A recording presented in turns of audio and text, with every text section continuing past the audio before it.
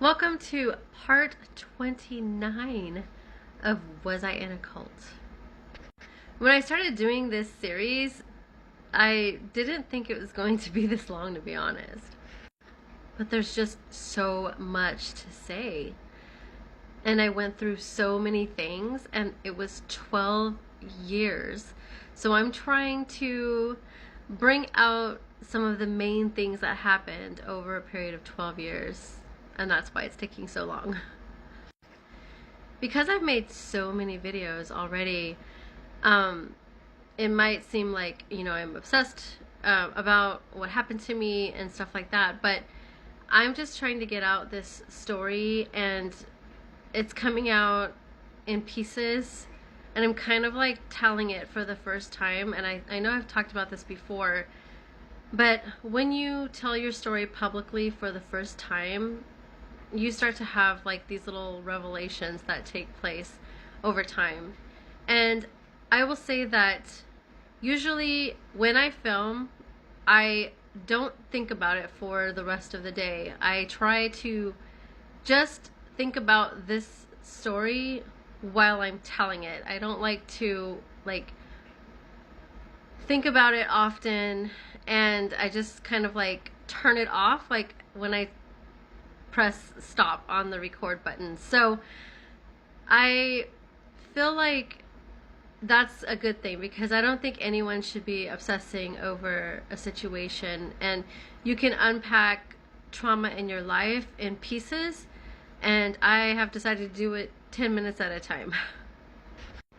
Now subconsciously, that's a whole different thing, because obviously we're conscious of what we're doing, right? But subconsciously, sometimes things are happening, and I don't know, but last night I had dreams, and a couple times while filming, I started to have dreams of the people from my old church that I went to, and they just pop up in my dreams, and sometimes it's in a positive way, and sometimes it's just like last night's dream was really, really weird.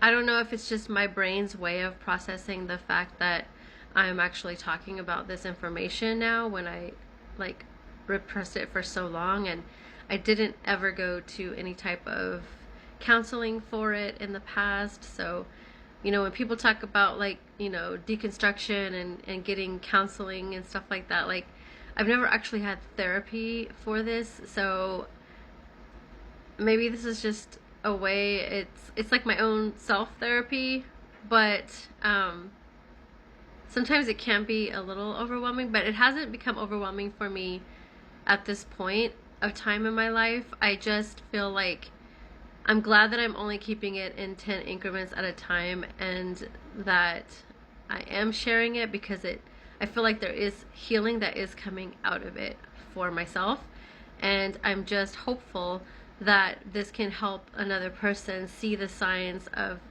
the situation they might possibly be in, or you might possibly be in, so that you can avoid some of this pain and trauma in the future.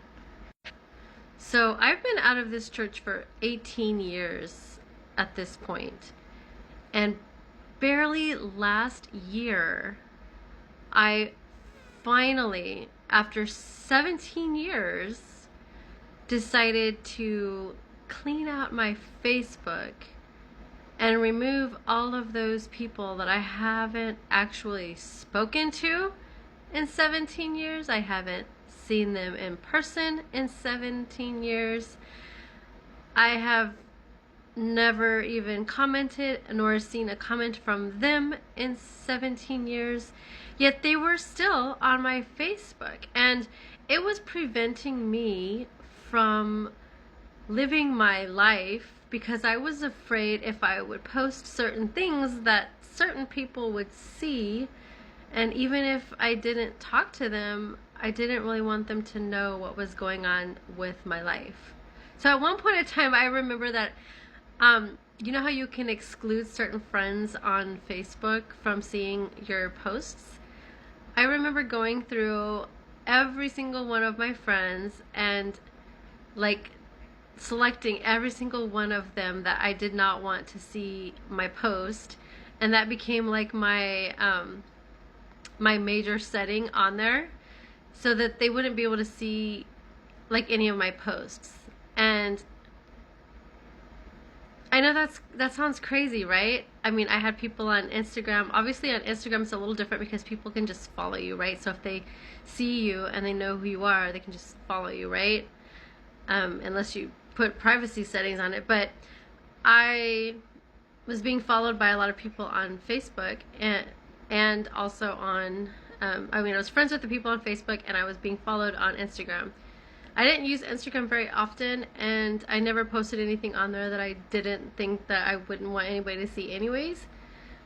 But I don't know what it was. For the longest time, I felt like I couldn't delete these people, especially the people that I was like really close to. Like I was talking about earlier, like the person that discipled me, Sandra, Pam, who I consider sort of like one of my leaders and mentors, and some of my friends that, I was actually like super close with, even though they weren't maybe going to that church anymore. Like, it's like that chapter of my life was done.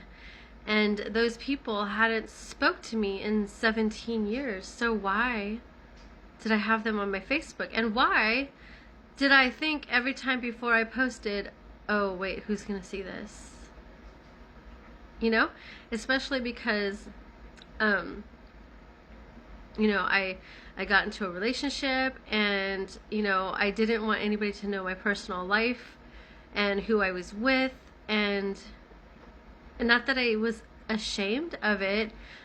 I just know what those people believe, and I didn't want their judgment, and I didn't want their prayers, and I was afraid if I posted that they would start praying against my relationship and, things like that. And the reason why I say that is because when I was a part of this church, we were taught to pray against certain relationships. Like, so if someone in the church, let's say they got into a relationship with someone that they didn't feel they should be in a relationship with, we were taught that we should pray that they could break up, which is basically a form of witchcraft, right? And, the church talks about being so against witchcraft, yet the church uses witchcraft to pray against people and to prey on people. When you pray for, like, have you ever felt like, you're like, you don't want anybody from your, like, church to know because you know that they're going to pray against you. Like, in other words, that's another reason why I honestly don't say the actual name of the church in any of my videos, because granted, someone's going to find it, because people do searches all the time, for what's going on in their church. And if they should happen to find me, then they might start praying bad things upon my life, because that's what they do. Like, to their enemies, they'll be like, they'll wish harm upon them, and they'll pray evil things against them, and I remember that they would teach us to pray that people would be miserable until they come back to the church and to the Lord. And it's awful to think that if they have your best interest at heart, that they would wish harm upon you. I can't believe that. And that's why I was so afraid to post. Because, like, say I posted a picture of me and my wife together. Like, I don't want these people to be praying against my relationship. I don't want people to pray that I'll be miserable, that we'll be miserable, that we'll break up. Because I remember people praying for other people that were in relationships that they didn't like. They would pray that they would break up, and that they would have, like, division in their relationship. It's ugly what Christians will pray for sometimes. I'm literally out of time.